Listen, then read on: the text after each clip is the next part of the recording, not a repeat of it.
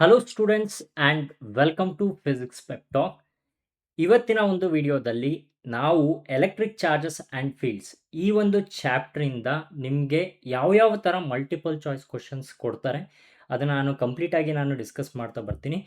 ಇವಾಗ ಒಂದೊಂದೇ multiple choice ಕ್ವಶನ್ಸನ್ನು ನಾವು ತಗೊಂಡು ಅದನ್ನು ಯಾವ ಥರ ಸಾಲ್ವ್ ಮಾಡಬೇಕು ಅನ್ನೋದನ್ನು ನಾನು ಹೇಳ್ಕೊಡ್ತೀನಿ.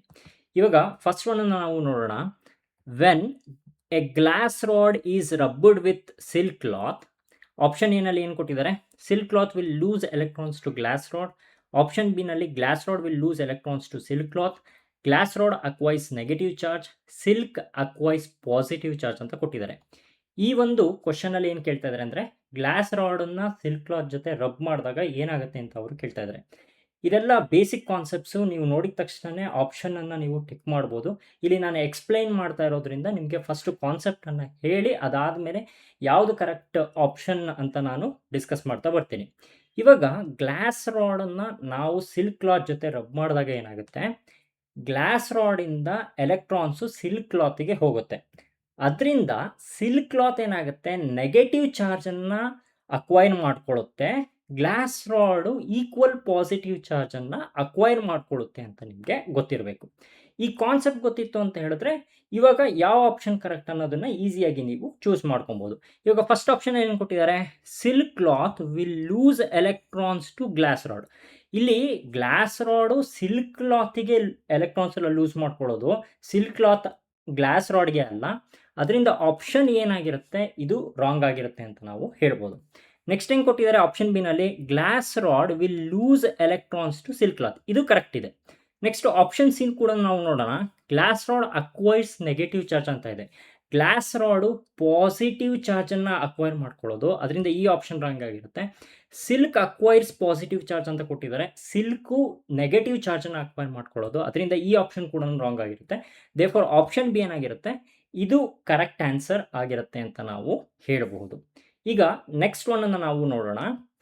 Which one of the following charges is not possible ಅಂತ ಅವರು ಕೊಟ್ಟಿದ್ದಾರೆ.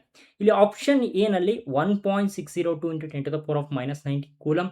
ಆಪ್ಷನ್ ಬಿ ನಲ್ಲಿ 3.204 into 10 to the power of -19 coulomb. Option C ನಲ್ಲಿ 5.607 into 10 to the power of -19 coulomb.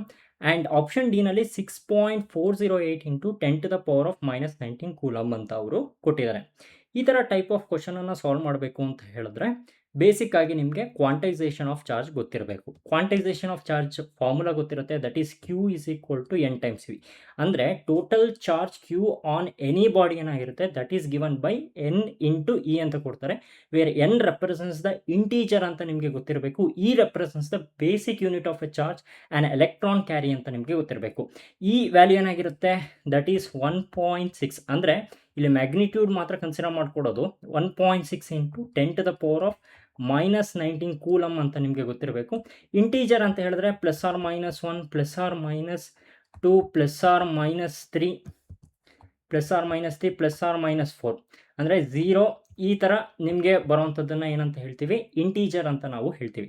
ಇವಾಗ ನೀವು ಎನ್ ಜಾಗದಲ್ಲಿ 1, 2, 3, 4ನ ಸಬ್ಸ್ಟ್ಯೂಟ್ ಮಾಡಿಕೊಂಡು ಮತ್ತೆ ಈ ಜಾಗದಲ್ಲಿ 1.6 into 10 to the power of -19 ಕೂಲಮನ್ನು ಸಬ್ಸ್ಟ್ಯೂಟ್ ಮಾಡ್ಕೊತಾ ಬಂದರೆ ಇಲ್ಲಿ ನೀವು ಅಬ್ಸರ್ವ್ ಮಾಡಿ, ನಿಮ್ಗೇನು ಬರುತ್ತೆ, 1.602 into 10 to the power of -19 coulomb, 3.204 into 10 to the power of -19 coulomb, 4.806 into 10 to the power of -19 coulomb, 6.408 into 10 to the power of -19 coulomb ಅಂತ ನಿಮಗೆ ಬರ್ತಾ ಹೋಗುತ್ತೆ. ಇಲ್ಲಿ ಆಪ್ಷನಲ್ಲಿ ನೋಡಿ, ಆಪ್ಷನ್ ಏನಿದೆ ಇದು ಎಕ್ಸಿಸ್ಟ್ ಆಗೋದಕ್ಕೆ ಚಾನ್ಸಸ್ ಇದೆ. ಆಪ್ಷನ್ ಬಿ ನಲ್ಲಿ 3.02 into 10 to the power of -19 coulomb ಅಂತ ಇದೆ, ಇದು ಎಕ್ಸಿಸ್ಟ್ ಆಗುತ್ತೆ. ಮತ್ತು 5.607 into 10 to the power of -19 coulomb ಅಂತ ಇದೆ, ಇದು ಆಗೋದಿಲ್ಲ. ಮತ್ತು ಆಪ್ಷನ್ ಡಿ ನಲ್ಲಿ 6.408 into 10 to the power of -19 coulomb ಅಂತ ಇದೆ, ಇದು ಆಗುತ್ತೆ. ಆದರೆ ಇಲ್ಲಿ ಯಾವ ಚಾರ್ಜು ನಾಟ್ ಪಾಸಿಬಲ್ ಅಂತ ಕೇಳ್ತಾ ಇರೋದ್ರಿಂದ ಇಲ್ಲಿ ಆಪ್ಷನ್ಸ್ ಏನಾಗಿರುತ್ತೆ, ಇದು ಕರೆಕ್ಟ್ ಆನ್ಸರ್ ಆಗಿರುತ್ತೆ ಅಂತ ನಾವು ಹೇಳಬಹುದು. ಇವಾಗ ನೆಕ್ಸ್ಟ್ ಒನ್ನನ್ನು ನಾವು ನೋಡೋಣ. The electrostatic force between two charges in vacuum is given by F is equal to K times Q1 Q2 divided by R2, where K is ಅಂತ ಅವರು ಕೊಟ್ಟಿದ್ದಾರೆ. ಇಲ್ಲಿ ಏನು ಕೇಳ್ತಾ ಇದ್ದಾರೆ ಅಂತ ಹೇಳಿದ್ರೆ electrostatic force between two charges in vacuum formula ಏನಿದೆ, F is equal to K times Q1 Q2 divided by R2 ಅಂತ ಇದೆ. ಇಲ್ಲಿ ಕೆ ಏನಿದೆ ಅದರ ವ್ಯಾಲ್ಯೂ ಏನು ಅಂತ ಅವರು ಕೇಳ್ತಾ ಇದ್ದಾರೆ. ಕೆ ಅಂತ ಹೇಳಿದ್ರೆ ದಟ್ ಈಸ್ ಕೂಲಮ್ ಕಾನ್ಸ್ಟೆಂಟ್ ಅಂತ ನಾವು ಕನ್ಸಿಡರ್ ಮಾಡ್ಕೊತೀವಿ. ಅದರ ವ್ಯಾಲ್ಯೂ ನಿಮಗೆ ಗೊತ್ತಿರುತ್ತೆ. That is K is equal to 9 into 10⁻⁹ newton metre square per coulomb square ಅಂತ ನಿಮಗೆ ಗೊತ್ತಿರಬೇಕು. ಇಲ್ಲಿ ನಾಪ್ಕ ಇಟ್ಕೊಂಡಿರಿ, ಕೆ ಏನಾಗಿರುತ್ತೆ ದಟ್ ಈಸ್ 1/4πε0. ಏರನ್ನು ನಾವು ಅಥವಾ ವ್ಯಾಕ್ಯೂಮನ್ನು ಕನ್ಸಿಡರ್ ಮಾಡಿಕೊಂಡ್ರೆ ಕೆ ವ್ಯಾಲ್ಯೂ 1/4πε0 ಆಗಿರುತ್ತೆ. That is 9 into 10⁻⁹ newton metre square per coulomb square ಅಂತ ನಿಮಗೆ ಗೊತ್ತಿರಬೇಕು. ಮೋಸ್ಟ್ ಆಫ್ ದ ಸ್ಟೂಡೆಂಟ್ಸ್ ಏನು ಕನ್ಫ್ಯೂಸ್ ಮಾಡ್ಕೊತಾರೆ ಅಂತ ಹೇಳಿದ್ರೆ ಪವರ್ ಆಫ್ 10 ಏನಿದೆ ಅಥವಾ SI ಯೂನಿಟೇ ಕನ್ಫ್ಯೂಷನ್ಸ್ ಇರುತ್ತೆ. ಅದನ್ನು ನೀವು ಕರೆಕ್ಟಾಗಿ ನೋಡ್ಕೊಂಡಿರಬೇಕು. ಯಾವ ಆಪ್ಷನಲ್ಲಿದೆ ಅಂತ ಅಬ್ಸರ್ವ್ ಮಾಡಿ. ಆಪ್ಷನ್ ಏನಲ್ಲಿ 9 into 10⁻⁹ newton metre square per coulomb square ಅಂತ ಇರೋದ್ರಿಂದ ಈ ಆಪ್ಷನ್ನು ಕರೆಕ್ಟ್ ಆಗಿರುತ್ತೆ ಅಂತ ನಾವು ಹೇಳಬಹುದು. ಇವಾಗ ನೆಕ್ಸ್ಟ್ ಒನ್ನನ್ನು ನಾವು ನೋಡೋಣ. The electric field at a distance r from infinitely long straight uniformly charged wire is inversely proportional to r, inversely proportional to cube of r, inversely proportional to square of r, independent of r ಅಂತ ಅವರು ಕೊಟ್ಟಿದ್ದಾರೆ. ಈ ಥರ type of ಪ್ರಾಬ್ಲಮನ್ನು ನೀವು solve ಮಾಡಬೇಕು ಅಂತ ಹೇಳಿದ್ರೆ basic ಆಗಿ ನಿಮಗೆ ಫಾರ್ಮುಲಾಸು ನಾಪ್ಕ ಇರಬೇಕು. ಇಲ್ಲಿ electrical field at a distance R from an infinitely long straight uniformly charged wire formula ಏನಾಗಿರುತ್ತೆ that is given by E is equal to lambda divided by 2πε0 r ಅಂತ ನಿಮಗೆ ಬರುತ್ತೆ. ಇಲ್ಲಿ ಲ್ಯಾಂಬ್ಡಾ ಅಂದ್ರೇನು? That represents the linear charge density ಅಂತ ಗೊತ್ತಿರಬೇಕು. Epsilon naught ಅಂತ ಹೇಳಿದ್ರೆ that is absolute permittivity of free space ಅಂತ ಗೊತ್ತಿರಬೇಕು. That is a constant. And r ಏನಾಗಿರುತ್ತೆ ದಟ್ ಈಸ್ ಅ ಡಿಸ್ಟೆನ್ಸ್ ಅಂತ ನಿಮಗೆ ಗೊತ್ತಿರಬೇಕು. ಫ್ರಮ್ ದಿಸ್ ಎಕ್ಸ್ಪ್ರೆಷನ್ ನೀವೇನು ಹೇಳ್ಬೋದು ಅಂತ ಹೇಳಿದ್ರೆ E is inversely proportional to r ಅಂತ ನಾವು ಹೇಳ್ಬೋದಾ? ಇಲ್ಲಿ ಅಬ್ಸರ್ವ್ ಮಾಡಿ, the electrical field at a distance R from an infinitely long straight uniformly charged wire ಏನಾಗಿರುತ್ತೆ is inversely proportional to r ಆಗಿರುತ್ತೆ. ಯಾವ ಆಪ್ಷನಲ್ಲಿ ಇದೆ ಅಂತ ನೀವು ಅಬ್ಸರ್ವ್ ಮಾಡಿದ್ರೆ ಆಪ್ಷನ್ ಎನಲ್ಲಿ ಇದೆ. Therefore option A will be the correct answer for this question. ಇವಾಗ next ಒನ್ನನ್ನು ನಾವು ನೋಡೋಣ. The force on any charge due to a number of other charges is the vector sum of all the forces on that charge due to other charges. This statement is called ಅಂತ ಅವರು ಕೊಟ್ಟಿದ್ದಾರೆ. ಇಲ್ಲಿ ಕೊಟ್ಟಿರುವಂಥ statement ಯಾವುದಕ್ಕೆ relate ಆಗಿದೆ ಅಂತ ಅವರು ಕೇಳ್ತಾ ಇದ್ದಾರೆ. Quantisation principle of charge, principle of superposition of electric forces, principle of ಹೋಮೋಜಿನಿಟಿನ, ಅಡಿಟಿವಿಟಿ ಆಫ್ ಚಾರ್ಜ ಅಂತ ಅವರು ಕೇಳ್ತಾ ಇದ್ದಾರೆ. ಇಲ್ಲಿ ಅಬ್ಸರ್ವ್ ಮಾಡಿ, ಕ್ವಾಂಟೈಸೇಷನ್ ಪ್ರಿನ್ಸಿಪಲ್ ಆಫ್ ಚಾರ್ಜ್ ಅಂತ ಹೇಳಿದ್ರೆ ಒಂದು ಬಾಡಿ ಮೇಲೆ ಏನಾಗಿರುತ್ತೆ always an integral multiple of basic unit of charge and electron carry, ಅದು ಮಾತ್ರ ಇರೋದಕ್ಕೆ ಸಾಧ್ಯ ಅಂತ ಹೇಳ್ತೀವಿ. ಈ ಸ್ಟೇಟ್ಮೆಂಟು ಇದಕ್ಕೆ ರಿಲೇಟ್ ಆಗಿಲ್ಲ. ಮತ್ತು ಪ್ರಿನ್ಸಿಪಲ್ ಆಫ್ ಹೋಮೋಜಿನಿಟಿ ಅಂತ ಕೊಟ್ಟಿದ್ದಾರೆ, ಇದು ಡೈಮೆನ್ಷನಲ್ಲಿ ಬರುವಂಥದ್ದು, ಇದಕ್ಕೆ ರಿಲೇಟ್ ಆಗಿರೋದಿಲ್ಲ. ಅಡಿಟಿವಿಟಿ ಆಫ್ ಚಾರ್ಜಸ್ ಅಂತ ಹೇಳಿದ್ರೆ ಚಾರ್ಜಸ್ಸನ್ನು ನಾವು ರಿಯಲ್ ನಂಬರ್ ಥರ ನಾವು ಆ್ಯಡ್ ಮಾಡ್ಕೊಬೋದು. ಇಲ್ಲಿ ಕೊಟ್ಟಿರುವಂಥ ಸ್ಟೇಟ್ಮೆಂಟು ಇದಕ್ಕೆ ರಿಲೇಟ್ ಆಗಿಲ್ಲ. ಆದರೆ ಇಲ್ಲಿ ಕೊಟ್ಟಿರುವಂಥ ಸ್ಟೇಟ್ಮೆಂಟ್ ಏನಾಗಿದೆ that is nothing but the principle of superposition of electric forces ಅಂತ ನಿಮಗೆ ಗೊತ್ತಿರಬೇಕು. ದೇರ್ಫೋರ್ ಆಪ್ಷನ್ ಬಿ ನಲ್ಲಿ ಕೊಟ್ಟಿರುವಂತಹ ಆನ್ಸರು ಕರೆಕ್ಟ್ ಆಗಿರುತ್ತೆ ಅಂತ ನಾವು ಹೇಳ್ಬೋದು. ಈ ಥರ ಆಬ್ಜೆಕ್ಟಿವ್ ಟೈಪ್ ಆಫ್ ಕ್ವಶನ್ಸು ನಿಮಗೆ ಬೋರ್ಡ್ ಎಕ್ಸಾಮಿನೇಷನಲ್ಲಿ ಫ್ರೀಕ್ವೆಂಟ್ ಆಗಿ ಅವರು ಕೇಳ್ತಾ ಇರ್ತಾರೆ. ಇದನ್ನು ನೀವು ಕರೆಕ್ಟಾಗಿ ನೋಡ್ಕೊಂಡಿರಿ. ಮತ್ತು ನೀವೇನಾದರೂ ಬೋರ್ಡ್ ಎಕ್ಸಾಮಿನೇಷನ್ಸ್ಗೆ ಪ್ರಿಪೇರ್ ಆಗ್ತಾ ಇದ್ದೀರಾ, ಮತ್ತು ಇನ್ನೂ ಕೆಲವೊಂದು ಕಾನ್ಸೆಪ್ಟ್ಸು ನನಗೆ ಕರೆಕ್ಟಾಗಿ ಅರ್ಥ ಆಗಿಲ್ಲ ಫಿಸಿಕ್ಸ್, ಕೆಮಿಸ್ಟ್ರಿ ಮತ್ತು ಮ್ಯಾಥಮೆಟಿಕ್ಸಲ್ಲಿ ಅಂತ ಹೇಳಿದ್ರೆ, ನೀವು physics quick revision course, chemistry quick revision course and mathematics quick revision course ಅಂತ ನಮ್ಮ ಫಿಸಿಕ್ಸ್ ಪೆಪ್ಟಾಕ್ ಆ್ಯಪಲ್ಲಿ ಅವೈಲೇಬಲ್ ಇದೆ. ಈ ಒಂದು ಕೋರ್ಸ್ ಎಲ್ಲ ನಿಮಗೆ ಜಸ್ಟ್ ಅಟ್ 999 ರುಪೀಸ್ಗೆ ಅವೈಲೇಬಲ್ ಇರುತ್ತೆ. ಮೂರೂ ಬೇಕು ಅಂತ ಹೇಳಿದ್ರೆ ಶರದಿ ಬ್ಯಾಚ್ ಅಂತ ಇದೆ, ಅಲ್ಲಿ ನಿಮಗೆ 500 ರುಪೀಸ್ ಕನ್ಸೆಷನ್ ಸಿಗುತ್ತೆ. ಹಾಗಾಗಿ ನಿಮಗೆ 2499 ರುಪೀಸ್ಗೆ ನಿಮಗೆ ಆ ಒಂದು ಬ್ಯಾಚು ಅವೈಲೇಬಲ್ ಇರುತ್ತೆ. ಮತ್ತು ನೀವೇನಾದರೂ KCETಗೆ ನೀವು ಪ್ರಿಪೇರ್ ಆಗ್ತಾ ಇದ್ದೀರಾ ಅಂತ ಹೇಳಿದ್ರೆ ಸುದರ್ಶನ KCET ಕ್ರ್ಯಾಶ್ ಕೋರ್ಸ್ ಅಂತ ನಮ್ಮ ಫಿಸಿಕ್ಸ್ ಪೆಪ್ಟಾಕ್ ಆ್ಯಪಲ್ಲಿ ನಾವು ರಿಲೀಸ್ ಮಾಡಿದ್ದೀವಿ. That is available at just 2999 rupees. ಈ ಒಂದು ಕ್ರ್ಯಾಶ್ ಕೋರ್ಸಲ್ಲಿ ನಿಮಗೆ ಡೀಟೇಲ್ಡ್ ಚಾಪ್ಟರ್ ವೈಸ್ ಸಿನಾಪ್ಸಿಸನ್ನು ಮಾಡ್ತೀವಿ. Video lectures plus short notes ಇರುತ್ತೆ, ಫುಲ್ ಲೆಂತ್ ಟೆಸ್ಟ್ ಸೀರೀಸ್ ಇರುತ್ತೆ, ಮಲ್ಟಿಪಲ್ ಚಾಯ್ಸ್ ಕ್ವಶನ್ಸ್ ಮತ್ತು ಎಲ್ಲ ಥರದ PYQಸ್ನ ನಾವು ಸಾಲ್ವ್ ಮಾಡಿಸ್ತೀವಿ. ಡೌಟ್ ಕ್ಲಾರಿಫಿಕೇಷನ್ಸ್ ಆ್ಯಂಡ್ ಗೈಡೆನ್ಸ್ ಕೂಡ ನಾವು ಕೊಡ್ತೀವಿ. ಇಲ್ಲಿ ನಿಮಗೆ physics, chemistry and mathematics complete teaching ಇರುತ್ತೆ. ಇದಕ್ಕೆ ಆದಂತಹ ಡೆಡಿಕೇಟೆಡ್ ಫ್ಯಾಕಲ್ಟೀಸ್ ನಿಮಗೆ ಇರ್ತಾರೆ. ಫಿಸಿಕ್ಸ್ ಅಂತ ಬಂದಾಗ ನಾಗಭರಣ ಸರ್ ಮತ್ತು ನಾನು ಟೀಚ್ ಮಾಡ್ತೀನಿ. ಮತ್ತು ಕೆಮಿಸ್ಟ್ರಿ ಅಂತ ಬಂದಾಗ ದೀಪ್ತಿ ಮೇಡಮ್ ನಿಮಗೆ ಟೀಚ್ ಮಾಡ್ತಾರೆ. ಮ್ಯಾಥಮೆಟಿಕ್ಸ್ ಅಂತ ಬಂದಾಗ ಡಾಕ್ಟರ್ ಹಂಸಪ್ರಿಯ ಮೇಡಮ್ ಅವರು ನಿಮಗೆ ಟೀಚ್ ಮಾಡ್ತಾರೆ. ಮತ್ತು ನಿಮಗೇನಾದರೂ PCM KCET ಟೀಚಿಂಗ್ ಜೊತೆಗೆ ಇಂಜಿನಿಯರಿಂಗ್ ಕೌನ್ಸಿಲಿಂಗ್ ಕೂಡ ಬೇಕು ಅಂತ ಹೇಳಿದ್ರೆ ದ್ರೋಣ ಅಂತ ಒಂದು ಬ್ಯಾಚ್ ಇದೆ. ಈ ಒಂದು ಬ್ಯಾಚ್ಗೆ ನೀವು ಎನ್ರೋಲ್ ಆಗಿ. This is available at a price of 5,999 rupees. ಇದೆಲ್ಲ ನಿಮಗೆ ಫಿಸಿಕ್ಸ್ ಪೆಪ್ಟಾಕ್ ಆ್ಯಪಲ್ಲಿ ಅವೈಲೇಬಲ್ ಇರುತ್ತೆ. ಈ ಕೋರ್ಸ್ ಬಗ್ಗೆ ಡೀಟೇಲ್ಸ್ ಬೇಕು ಅಂತ ಹೇಳಿದ್ರೆ ನೀವು ಈ ನಂಬರ್ ಏನಿದೆ 9986555819 ಈ ಒಂದು ನಂಬರ್ಗೆ ಕಾಲ್ ಮಾಡಿ ನೀವು ಪಡ್ಕೊಬೋದು. ಇವಾಗ ನೆಕ್ಸ್ಟ್ ಕ್ವಶನ್ ಅನ್ನು ನಾವು ನೋಡೋಣ. Dipole moment is a vector quantity which is pointing from -q to +q along the axis of an electrical dipole, +q to -q along the axis of an electric dipole, infinity to +q to infinity ಅಂತ ಅವರು ಕೊಟ್ಟಿದ್ದಾರೆ. ಇಲ್ಲಿ ನೀವು observe ಮಾಡಿ, ಡೈಪೋಲನ್ನು ನಾವು consider ಮಾಡಿಕೊಂಡ್ರೆ it consisting of equal and opposite charge separated by a small distance. Usually ಡಿಸ್ಟೆನ್ಸನ್ನು ನಾವು 2L ಅಂತ ನಾವು ಕನ್ಸಿಡರ್ ಮಾಡ್ಕೊತೀವಿ. ಇವಾಗ ಡೈಪೋಲ್ ಮೂಮೆಂಟನ್ನು ನಾವು ಕನ್ಸಿಡರ್ ಮಾಡಿಕೊಂಡ್ರೆ ನಾಪ್ಕ ಇಟ್ಕೊಂಡಿರಿ, ಡೈಪೋಲ್ ಮೂಮೆಂಟು ನೆಗೆಟಿವ್ ಚಾರ್ಜಿಂದ ಪಾಸಿಟಿವ್ ಚಾರ್ಜ್ ಕಡೆಗೆ ಡೈರೆಕ್ಟ್ ಆಗಿರುತ್ತೆ along the axis of an electrical dipole ಅಂತ ನಿಮಗೆ ಗೊತ್ತಿರಬೇಕು. ಅದರಿಂದ ಇಲ್ಲಿ ಅಬ್ಸರ್ವ್ ಮಾಡಿ, -q to +q along the axis of an electrical dipole ಅಂತ ಆಪ್ಷನ್ ಏನಲ್ಲಿ ಕೊಟ್ಟಿರೋದ್ರಿಂದ ಇದು ಕರೆಕ್ಟ್ ಆಗಿರುತ್ತೆ ಅಂತ ನಾವು ಹೇಳಬಹುದು. ಇವಾಗ ನೆಕ್ಸ್ಟ್ ಒನ್ ಅನ್ನು ನಾವು ನೋಡೋಣ. The direction of electrical field vector at a point on the equatorial line of a dipole is ಅಂತ ಅವರು ಕೊಟ್ಟಿದ್ದಾರೆ. ಇಲ್ಲೇನು ಕೇಳ್ತಾ ಇದ್ದಾರೆ ಅಂದರೆ electrical field vector at a point on an equatorial line of an electrical dipole dipole ಮೂಮೆಂಟಿನ ಡೈರೆಕ್ಷನ್ಗೆ compare ಮಾಡಿದ್ರೆ ಯಾವ ಡೈರೆಕ್ಷನಲ್ಲಿ ಇರುತ್ತೆ ಅಂತ ಅವರು ಕೇಳ್ತಾ ಇದ್ದಾರೆ. ಇಲ್ಲಿ ಅಬ್ಸರ್ವ್ ಮಾಡಿ, ನಿಮಗೆ ಈ ಥರ ಟೈಪ್ ಆಫ್ ಕ್ವಶನ್ಸನ್ನು ಸಾಲ್ವ್ ಮಾಡಬೇಕು ಅಂತ ಹೇಳಿದ್ರೆ ಡಿರೈವೇಷನ್ ಮಾಡಬೇಕಾದ್ರೆ ನೀವು ಡಯಾಗ್ರಾಮನ್ನು ಬರ್ಕೊಂಡಿರ್ತೀರ. ಡಯಾಗ್ರಾಮಿಂದನೇ ನೀವು ಈಸಿಯಾಗಿ ಕಂಡುಹಿಡ್ಕೊಬಹುದು. ಇಲ್ಲಿ ಅಬ್ಸರ್ವ್ ಮಾಡಿ, ಇಲ್ಲಿ +q ಚಾರ್ಜ್ ಇದೆ, -q ಚಾರ್ಜ್ ಇದೆ. ಈ ಒಂದು point that is on N equatorial line ನೀವು ಒಂದು ಟೆಸ್ಟ್ ಚಾರ್ಜ್ ಇಡ್ತೀರಾ. ಇಲ್ಲಿ ಅಬ್ಸರ್ವ್ ಮಾಡಿದ್ರೆ ಏನಾಗುತ್ತೆ ಅಂತ ಹೇಳಿದ್ರೆ ಈ +q ಆ್ಯಂಡ್ ಈ -q ವೆಕ್ಟರ್ ಏನಾಗುತ್ತೆ ಈ ಒಂದು ಚಾರ್ಜ್ ಮೇಲೆ ಆ್ಯಕ್ಟ್ ಆಗುತ್ತೆ. ಅದನ್ನು ನಾವು ರಿಸಾಲ್ವ್ ಮಾಡ್ಕೊತೀವಿ. ರಿಸಾಲ್ವ್ ಮಾಡ್ಕೊಂಡಾಗ ವರ್ಟಿಕಲ್ ಕಾಂಪೊನೆಂಟು ಕ್ಯಾನ್ಸಲ್ ಆಗುತ್ತೆ. ಇಲ್ಲಿ horizontal component of electrical field ಏನಾಗಿರುತ್ತೆ due to charge -q and +q ಅದು ಮಾತ್ರ ಇರುತ್ತೆ. ದಟ್ ಈಸ್ ರೆಪ್ರೆಸೆಂಟ್ ಬೈ ಈ vector that is equal to ಈ +q cos θ ಪ್ಲಸ್ ಈ -q cos θ ಅಂತ ನಿಮಗೆ ಬರುತ್ತೆ.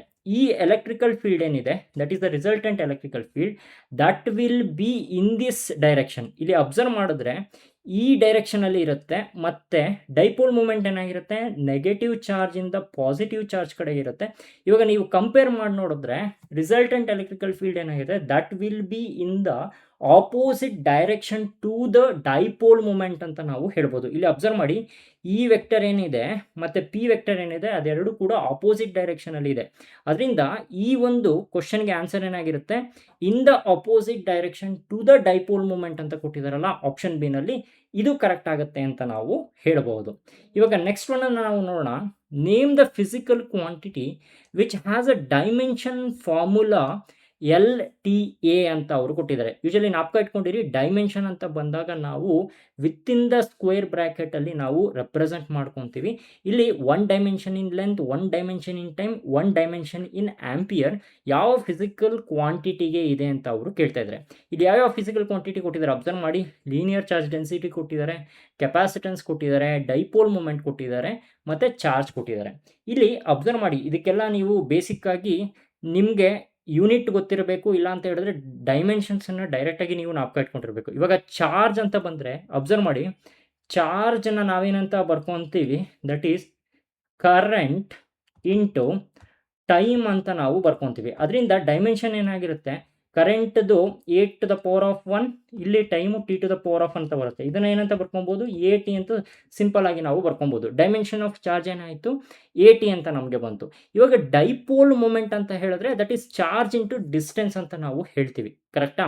ಇಲ್ಲಿ ಅಬ್ಸರ್ವ್ ಮಾಡಿ, ಚಾರ್ಜ್ ಏನು ದಟ್ ಈಸ್ A ಮತ್ತು T ಬಂದಿದೆ. ಅಂದರೆ 1 dimension in ampere 1 dimension in time. ಇವಾಗ ಡಿಸ್ಟೆನ್ಸ್ ಅಂತ ಬಂದಾಗ ದಟ್ ಈಸ್ ಲೆಂತ್ ಅಂತ ನಾವು ಹೇಳ್ತೀವಲ್ಲ, that is 1 dimension in length ಅಂತ ಬರುತ್ತೆ. ಅದರಿಂದ ನಮಗೆ ಬರುವಂಥದ್ದು ಏನಾಗಿರುತ್ತೆ, LTA ಡೈಮೆನ್ಷನ್ ನಮಗೆ ಡೈಪೋಲ್ ಮೂಮೆಂಟ್ಗೆ ಬರುವಂಥದ್ದು. ಇವಾಗ ಲೀನಿಯರ್ ಚಾರ್ಜ್ ಡೆನ್ಸಿಟಿ ಆಗಿರ್ಬೋದು, ಕೆಪಾಸಿಟೆನ್ಸ್ ಆಗಿರ್ಬೋದು, ಚಾರ್ಜ್ ಆಗಿರಬಹುದು, ಇದನ್ನೆಲ್ಲ ಕನ್ಸಿಡರ್ ಮಾಡಿಕೊಂಡ್ರೆ ನಿಮಗೆ ಈ ಡೈಮೆನ್ಷನ್ ಬರೋದಿಲ್ಲ. ಯಾವುದಕ್ಕೆ ಬರುತ್ತೆ ಅಂತ ಹೇಳಿದ್ರೆ ಡೈಪೋಲ್ ಮೂಮೆಂಟಿಗೆ ಮಾತ್ರ ಬರುವಂಥದ್ದು. Therefore option C will be the correct answer for this question ಅಂತ ನಾವು ಹೇಳಬಹುದು.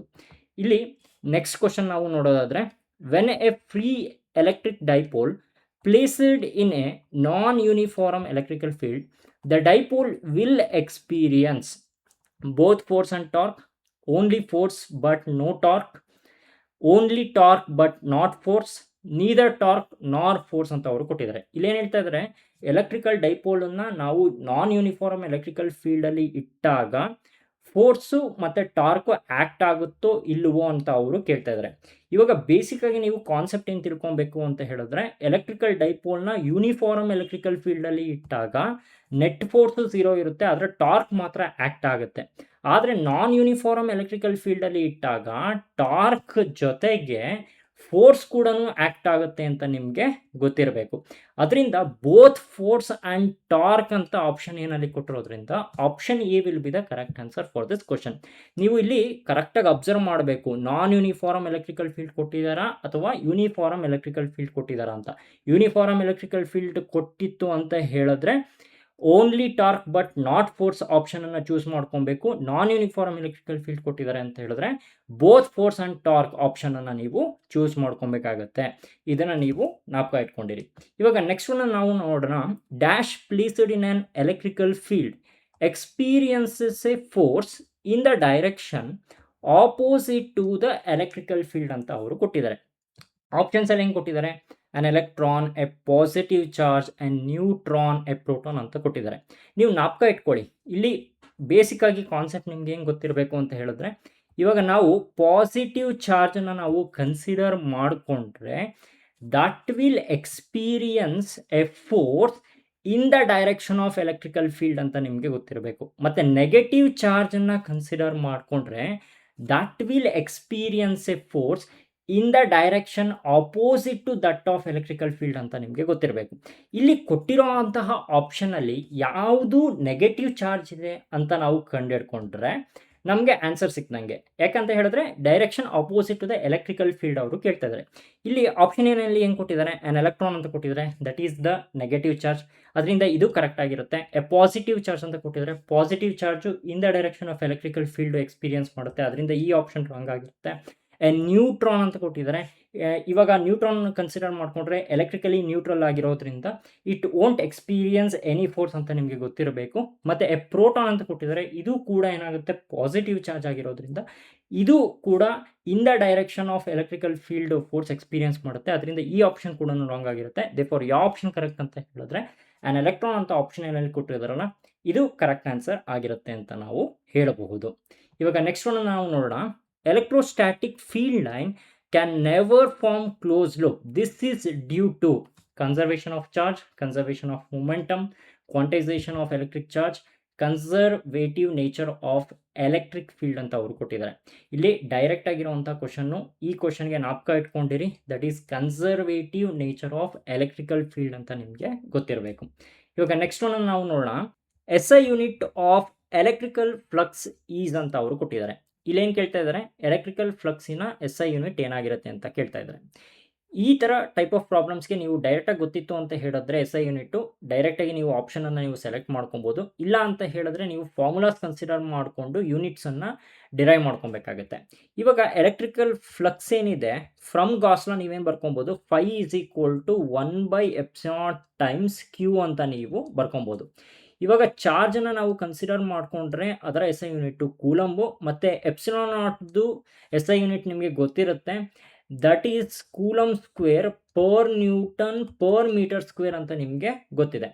ಇವಾಗ ಇದನ್ನು ಸಬ್ಸ್ಟಿಟ್ಯೂಟ್ ಮಾಡ್ಕೊಳ್ಳಿ, ಆವಾಗ ನಿಮಗೆ ಯೂನಿಟ್ ಬರುತ್ತೆ. ದಟ್ ಈಸ್ ಚಾರ್ಜ್ ಕೂಲಂಬ್ ಇದೆ, ε0 ಏನಾಗಿರುತ್ತೆ, that is coulomb square per newton per metre square ಅಂತ ಇದೆ SI ಯೂನಿಟ್ಟು. ಫ್ರಮ್ ದಿಸ್ ನಾವೇನು ಬರ್ಕೊಬೋದು ಅಂತ ಹೇಳಿದ್ರೆ SI unit of electrical flux that is newton metre square per coulomb ಅಂತ ನಮಗೆ ಬರುತ್ತೆ.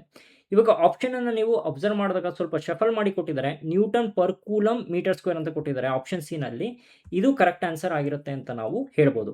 ಇವಾಗ ಅಬ್ಸರ್ವ್ ಮಾಡಿ, ನ್ಯೂಟನ್ ಪರ್ ಕೂಲಮ್ ಅಂತ ಹೇಳಿದ್ರೆ this represents the SI unit of electric field ಅಂತ ನಾವು ಹೇಳ್ಬೋದು. ಎಲೆಕ್ಟ್ರಿಕಲ್ ಫೀಲ್ಡ್ ಅಂತ ನಾವು ಹೇಳ್ಬೋದು. ವೆಬರ್ ಅಂತ ಹೇಳಿದ್ರೆ this is the unit of magnetic flux ಅಂತ ನಾವು ಹೇಳ್ಬೋದು.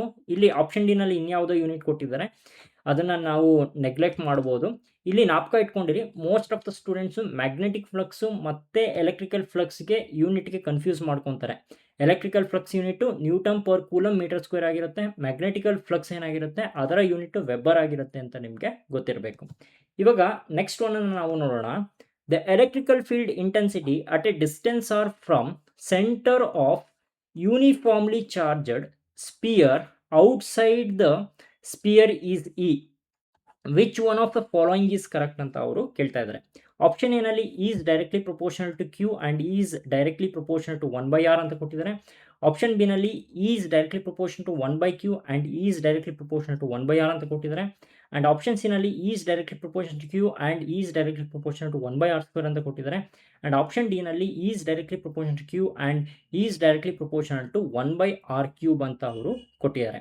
ಇಲ್ಲಿ ನಿಮಗೆ ಎಕ್ಸ್ಪ್ರೆಷನ್ ಗೊತ್ತಿರುತ್ತೆ. Electrical field intensity at a distance R from the centre of a uniformly charged sphere outside the sphere ಏನಾಗಿರುತ್ತೆ, that is E is equal to 1/4πε0 Q divided by R² ಅಂತ. ಇದರಿಂದ ನೀವೇನು ಬರ್ಕೊಬೋದು ಅಂತ ಹೇಳಿದ್ರೆ E is directly proportional to charge Q ಅಂತ ನಿಮಗೆ ಗೊತ್ತಿರಬೇಕು. And E is directly proportional to 1/r² ಅಥವಾ ಇನ್ವರ್ಸ್ಲಿ ಪ್ರಪೋರ್ಷನಲ್ ಟು R² ಅಂತ ನಿಮಗೆ ಗೊತ್ತಿರಬೇಕು. ಯಾವ ಆಪ್ಷನಲ್ಲಿ ಕೊಟ್ಟಿದ್ದಾರೆ, ಆಪ್ಷನ್ ಸಿ ನಲ್ಲಿ ಕೊಟ್ಟಿರೋದ್ರಿಂದ ಈ ಆಪ್ಷನ್ನು ಕರೆಕ್ಟ್ ಆಗಿರುತ್ತೆ ಅಂತ ನಾವು ಹೇಳಬಹುದು. ಇವಾಗ ನೆಕ್ಸ್ಟ್ ಕ್ವಶನ್ ಅನ್ನು ನಾವು ನೋಡೋಣ. The electrical field due to an electrical dipole at any point on its axis which is at distance R from its centre varies according to ಅಂತ ಕೊಟ್ಬಿಟ್ಟು ಆಪ್ಷನ್ ಅಲ್ಲಿ is directly proportional to R, option B ನಲ್ಲಿ is directly proportional to 1/r, option C ನಲ್ಲಿ is directly proportional 1/r², option D ನಲ್ಲಿ is directly proportional to 1/r³ ಅಂತ ಅವರು ಕೊಟ್ಟಿದ್ದಾರೆ.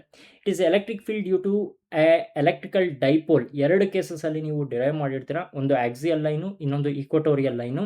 ಈ ಆಕ್ಸಿಯಲ್ ಅನ್ನ ನಾವು ಕನ್ಸಿಡರ್ ಮಾಡಿಕೊಂಡ್ರೆ that is equal to 1/4πε0 2p divided by r³ ಅಂತ ಬರುತ್ತೆ. ಆ್ಯಂಡ್ ಈ ಈಕ್ವಟೋರಿಯಲ್ ನಾವು ಕನ್ಸಿಡರ್ ಮಾಡಿಕೊಂಡ್ರೆ 1/4πε0 p divided by r³ ಅಂತ ಬರುತ್ತೆ. ಎರಡು ಕೇಸಸಲ್ಲೂ ಕೂಡ ಎಲೆಕ್ಟ್ರಿಕಲ್ ಫೀಲ್ಡ್ ಏನಾಗಿರುತ್ತೆ, that is inversely proportional to r³ ಇರುತ್ತೆ. ದೇರ್ಫೋರ್ ಆಪ್ಷನ್ ಡಿ ಏನಾಗಿರುತ್ತೆ, is directly proportional to 1/r³ ಅಥವಾ is inversely proportional to r³ ಅಂತ ನಾವು ಹೇಳ್ಬೋದು. That will be the correct answer for this question. ಇವಾಗ ನೆಕ್ಸ್ಟ್ ಕ್ವಶನ್ ಅನ್ನು ನಾವು ನೋಡೋಣ. Some physical quantities are listed in column 1 and the SI unit are listed in column 2. Identify the correct match ಅಂತ ಅವರು ಕೇಳ್ತಾ ಇದ್ದಾರೆ. ಕಾಲಮ್ 1 ನಲ್ಲಿ physical quantity ಕೊಟ್ಟಿದ್ದಾರೆ, ಕಾಲಮ್ 2 ನಲ್ಲಿ SI ಯೂನಿಟ್ಸ್ ಕೊಟ್ಟಿದ್ದಾರೆ. ಯಾವ ಫಿಸಿಕಲ್ ಕ್ವಾಂಟಿಟೀಸ್ಗೆ ಯಾವುದು SI ಯೂನಿಟ್ ಅಂತ ನಾವು ಕಂಡುಹಿಡಿಯಬೇಕು. ಇವಾಗ ಎಲೆಕ್ಟ್ರಿಕಲ್ ಫೀಲ್ಡ್ ಅಂತ ಫಸ್ಟ್ ಕೊಟ್ಟಿದ್ದಾರೆ. ಎಲೆಕ್ಟ್ರಿಕಲ್ ಫೀಲ್ಡ್ ಅಂತ ಬಂದಾಗ ಎರಡು ಯೂನಿಟನ್ನು ನೀವು ನಾಪಕ ಇಟ್ಕೊಂಡಿರಬೇಕು. ಒಂದು ನ್ಯೂಟನ್ ಪರ್ ಕೂಲಮ್ಮು, ಇನ್ನೊಂದು ವೋಲ್ಟ್ ಪರ್ ಮೀಟರ್ ಅಂತ ಇದೆ. ವೋಲ್ಟ್ ಪರ್ ಮೀಟರ್ ಎಲ್ಲಿ ಬರುತ್ತೆ ಅಂತ ಹೇಳಿದ್ರೆ ಎಲೆಕ್ಟ್ರೋಸ್ಟಾಟಿಕ್ ಪೊಟೆನ್ಷಿಯಲ್ ಆ್ಯಂಡ್ ಕೆಪಾಸಿಟೆನ್ಸ್ ಅಲ್ಲಿ electrical field is a negative potential gradient ಅಂತ ನೀವು ಕಲ್ತ್ಕೊಂಡಿರ್ತೀರ. ಅಂದರೆ ಪೊಟೆನ್ಷಿಯಲ್ ಡಿವೈಡೆಡ್ ಬೈ ಡಿಸ್ಟೆನ್ಸ್ ಅಂತ ನೀವು ತಗೊಳ್ಳೋದ್ರಿಂದ ವೋಲ್ಟ್ ಪರ್ ಮೀಟರ್ ಅಂತ ನಿಮಗೆ ಬರುತ್ತೆ. ಅದರಿಂದ ಎಲೆಕ್ಟ್ರಿಕಲ್ ಫೀಲ್ಡ್ ಏನಾಗುತ್ತೆ, ಬಿಗೆ ಮ್ಯಾಪ್ ಆಗುತ್ತೆ. ಮತ್ತು ಪರ್ಮಿಟಿವಿಟಿದು ಯೂನಿಟ್ ಆಗಲೇ ನಾನು ಹೇಳಿದ್ದೆ, that is coulomb square per newton per metre square ಅಂತ. ದೇರ್ಫೋರ್ ಮೂರನೇದೇನಾಗಿರುತ್ತೆ, ದಟ್ ಈಸ್ ಎಗೆ ಮ್ಯಾಪ್ ಆಗುತ್ತೆ. ಎಲೆಕ್ಟ್ರಿಕಲ್ ಫ್ಲಕ್ಸ್ ಏನಾಗಿರುತ್ತೆ, ವೋಲ್ಟ್ ಮೀಟರ್ ಅಂತ SI ಯೂನಿಟ್ ಇರುತ್ತೆ. ದೇರ್ಫೋರ್ ಇಲ್ಲಿ ಅಬ್ಸರ್ವ್ ಮಾಡಿ, 1 is map to B, second one is map to C, and third one is map to A ಅಂತ ನಮಗೆ ಇದೆ. ಯಾವ ಆಪ್ಷನಲ್ಲಿದೆ ಅಂತ ನೀವು ಅಬ್ಸರ್ವ್ ಮಾಡಿದ್ರೆ ಆಪ್ಷನ್ ಏನಲ್ಲಿ 1 is map to B, 2 is map to C, and 3 is map to A ಅಂತ ಇರೋದ್ರಿಂದ ದೇರ್ಫೋರ್ ಆಪ್ಷನ್ ಏನಾಗಿರುತ್ತೆ, ಇದು ಕರೆಕ್ಟ್ ಆನ್ಸರ್ ಆಗಿರುತ್ತೆ ಅಂತ ನಾವು ಹೇಳ್ಬೋದು. ಯೂಶಲಾಗಿ ನಿಮಗೆ NCERT ಟೆಕ್ಸ್ಟ್ ಬುಕ್ಕಲ್ಲಿ ನಿಮಗೆ ಡೈಮೆನ್ಷನ್ಸು ಮತ್ತು unit of certain physical quantities ಕೊಟ್ಟಿರ್ತಾರೆ. ಇದನ್ನೆಲ್ಲ ನೀವು ಕರೆಕ್ಟಾಗಿ ಜ್ಞಾಪಕ ಇಟ್ಕೊಂಡಿರಿ. ಇದೆಲ್ಲ ನಿಮಗೆ ಮಲ್ಟಿಪಲ್ ಚಾಯ್ಸ್ ಕ್ವಶನ್ಸಲ್ಲಿ ಕೇಳೋವಂತಹ ಚಾನ್ಸಸ್ ಇರುತ್ತೆ. ಇವಾಗ ನೆಕ್ಸ್ಟ್ ಒನ್ನನ್ನು ನಾವು ನೋಡೋಣ. ಇಲ್ಲಿ ಸ್ಟೇಟ್ಮೆಂಟ್ ಟೈಪ್ ಆಫ್ ಪ್ರಾಬ್ಲಮ್ ಕೊಟ್ಟಿದ್ದಾರೆ. ಯೂಶಲಿ ಈ ಥರ ಟೈಪ್ ಆಫ್ ಪ್ರಾಬ್ಲಮ್ಸನ್ನು ನಿಮಗೆ ಹಾಟ್ಸ್ ಕ್ವಶನಲ್ಲಿ ಅವರು ಕೇಳ್ತಾರೆ. ಸ್ಟೇಟ್ಮೆಂಟ್ ಒನ್ನಲ್ಲಿ ಏನು ಕೊಟ್ಟಿದ್ದಾರೆ, the electrical field lines never cross each other ಅಂತ ಕೊಟ್ಟಿದ್ದಾರೆ. ಸ್ಟೇಟ್ಮೆಂಟ್ 2ನಲ್ಲಿ ಏನು ಕೊಟ್ಟಿದ್ದಾರೆ, if electrical field lines cross each other the electrical field at the point of intersection will not have A unique direction which is not possible ಅಂತ ಅವರು ಕೊಟ್ಟಿದ್ದಾರೆ. ಈ ಥರ statement type of problems ಕೊಟ್ಟಾಗ ಸ್ಟೇಟ್ಮೆಂಟ್ 1 ಸ್ಟೇಟ್ಮೆಂಟ್ 2 ಕರೆಕ್ಟಾ ಮತ್ತು ಯಾವ statement ಯಾವುದಕ್ಕೆ ಎಕ್ಸ್ಪ್ಲನೇಷನ್ ಆಗುತ್ತೆ ಅನ್ನೋದನ್ನು ಯೂಶಲ್ ಆಗಿ ಅವರು ಕೇಳ್ತಾರೆ. ಇವಾಗ ಸ್ಟೇಟ್ಮೆಂಟ್ 1 ನಾವು ಅಬ್ಸರ್ವ್ ಮಾಡಿದ್ರೆ the electrical field lines never cross each other ಅಂತ ಕೊಟ್ಟಿದ್ದಾರೆ. Properties of electrical field lines ನಿಮಗೆ ಗೊತ್ತಿರುತ್ತೆ, ಅದರಿಂದ ಇದು ಕರೆಕ್ಟ್ ಅಂತ ನಾವು ಹೇಳಬಹುದು. ಸ್ಟೇಟ್ಮೆಂಟ್ 2 ನಾವು ಕನ್ಸಿಡರ್ ಮಾಡಿಕೊಂಡ್ರೆ if electrical field lines cross each other the field at the point of intersection will not have a unit directions which is not possible ಅಂತ ಅವರು ಕೊಟ್ಟಿದ್ದಾರೆ. ಈ ಸ್ಟೇಟ್ಮೆಂಟ್ ಕೂಡ ಕರೆಕ್ಟು. ಏನಕ್ಕೆ ಅಂತ ಹೇಳಿದ್ರೆ ಇವಾಗ ನಾವು ಎಲೆಕ್ಟ್ರಿಕಲ್ ಫೀಲ್ಡ್ ಲೈನು ಕ್ರಾಸ್ ಆಗ್ತಾ ಇದೆ ಅಂತ ತಗೊಂಡ್ರೆ ಈ ಒಂದು ಪಾಯಿಂಟ್ ಆಫ್ ಇಂಟರ್ಸೆಕ್ಷನಲ್ಲಿ ನೀವು ಎಲೆಕ್ಟ್ರಿಕಲ್ ಫೀಲ್ಡನ್ನು ಡ್ರಾ ಮಾಡಿಕೊಂಡ್ರೆ 2 ಡೈರೆಕ್ಷನಲ್ಲಿ ಬರುತ್ತೆ. ಅಂದರೆ tangential line at this point draw ಮಾಡಿಕೊಂಡ್ರೆ ನಿಮಗೆ ಎಲೆಕ್ಟ್ರಿಕಲ್ ಫೀಲ್ಡ್ ವೆಕ್ಟರ್ ಬರುತ್ತೆ. ಇವಾಗ ಯಾವುದಾದ್ರೂ ಒಂದು ಯೂನಿಟ್ ಪಾಸಿಟಿವ್ ಟೆಸ್ಟ್ ಚಾರ್ಜು ತಗೊಂಡ್ರೆ ನಮಗೆ ಅದು 2 ಡೈರೆಕ್ಷನಲ್ಲಿ at a same time move ಆಗೋದಕ್ಕೆ ಸಾಧ್ಯ ಇಲ್ಲ. ಅದರಿಂದ ನಾವೇನಂತ ಹೇಳ್ಬೋದು, ಎಲೆಕ್ಟ್ರಿಕಲ್ ಫೀಲ್ಡ್ ಲೈನ್ಸು ಯಾವುದೇ ಕಾರಣಕ್ಕೂ ಕ್ರಾಸ್ ಆಗೋದಿಲ್ಲ ಅಂತ ನಾವು ಹೇಳ್ಬೋದು. ಅದರಿಂದ ಸ್ಟೇಟ್ಮೆಂಟ್ 2 ಏನಾಗಿರುತ್ತೆ, that is the correct explanation for the statement 1 ಅಂತ ನಾವು ಹೇಳ್ಬೋದು. ಇವಾಗ ಆಪ್ಷನಲ್ಲಿ ಏನೇನು ಕೊಟ್ಟಿದ್ದಾರೆ ಅಂತ ನೋಡ್ತಾ ಬರೋಣ. ಆಪ್ಷನ್ ಏನಲ್ಲಿ both statements are correct. Statement 2 is the correct explanation for statement 1 ಅಂತ ಕೊಟ್ಟಿದ್ದಾರೆ. ಅದರಿಂದ ಇಲ್ಲಿ ಅಬ್ಸರ್ವ್ ಮಾಡಿ 2 ಸ್ಟೇಟ್ಮೆಂಟು ಕರೆಕ್ಟ್ ಇದೆ. ಸ್ಟೇಟ್ಮೆಂಟ್ 2 ಏನಾಗಿದೆ, that is the correct explanation for statement 1 ಇರೋದ್ರಿಂದ option A will be the correct answer for this question ಅಂತ ನಾವು ಹೇಳ್ಬೋದು. ಇನ್ನು ಯಾವ ಆಪ್ಷನ್ ನೋಡೋದು ಬೇಕಾಗಿಲ್ಲ, ಬಿಕಾಸ್ ಒಂದೇ ಕರೆಕ್ಟ್ ಆನ್ಸರ್ ಆಗಿರೋದ್ರಿಂದ ಇಲ್ಲಿ ನೀವು ಇನ್ನು 3 ಆಪ್ಷನ್ ಕೂಡ ನೆಗ್ಲೆಕ್ಟ್ ಮಾಡಬಹುದು. ಓಕೆನಾ. ಇವಾಗ ನೆಕ್ಸ್ಟ್ ಕ್ವಶನ್ ಅನ್ನು ನಾವು ನೋಡೋಣ. 4 charges are placed at the corners of a square PQRS as shown in the figure. The direction of the resultant electrical field at the intersection of the diagonal is towards P, towards Q, towards R, towards S ಅಂತ ಅವರು ಕೊಟ್ಟಿದ್ದಾರೆ. ಇಲ್ಲೇನು ಹೇಳ್ತಿದ್ದಾರೆ ಅಂದರೆ, ಒಂದು square ಇದೆಯಂತೆ, ಕಾರ್ನರ್ಸಲ್ಲಿ ಅವರು charge ಇಟ್ಟಿದ್ದಾರೆ. ಇವಾಗ ಡಯಾಗನಲ್ಸ್ನ ಡ್ರಾ ಮಾಡಿದ್ರೆ ಒಂದು ಪಾಯಿಂಟ್ ಆಫ್ ಇಂಟರ್ಸೆಕ್ಷನ್ ಸಿಗುತ್ತೆ, ಅದನ್ನು O ಅಂತ ರೆಪ್ರೆಸೆಂಟ್ ಮಾಡ್ಕೊಂಡಿದ್ದಾರೆ. ಈ ಒಂದು ಪಾಯಿಂಟಲ್ಲಿ ಎಲೆಕ್ಟ್ರಿಕಲ್ ಫೀಲ್ಡು ಯಾವ ಡೈರೆಕ್ಷನ್ನಲ್ಲಿ ಪಾಯಿಂಟ್ ಮಾಡುತ್ತೆ ಅಂತ ಅವರು ಕೇಳ್ತಾ ಇದ್ದಾರೆ. ಇವಾಗ ಯೂಶಲಿ ಏನು ಮಾಡಬೇಕು ಅಂದರೆ ಇಲ್ಲಿ PQRS ಅಂತ ಅವರು ಮೆನ್ಷನ್ ಮಾಡಿಬಿಟ್ಟಿದ್ದಾರೆ. ಇವಾಗ ನೀವೇನು ಮಾಡಬೇಕು ಅಂತ ಹೇಳಿದ್ರೆ ಇಲ್ಲಿ ಎಲೆಕ್ಟ್ರಿಕಲ್ ಫೀಲ್ಡ್ ವೆಕ್ಟರನ್ನು ನೀವು ಡ್ರಾ ಮಾಡಿಕೊಂಡು ಅನಲೈಸ್ ಮಾಡಬೇಕಾಗತ್ತೆ. ಇವಾಗ ಪಾಯಿಂಟ್ ಎಸ್ಸನ್ನು ನಾನು ಕನ್ಸಿಡರ್ ಮಾಡಿಕೊಂಡ್ರೆ ಇಲ್ಲಿ +2 ನ್ಯಾನೋ ಕೂಲಮ್ ಇದೆ.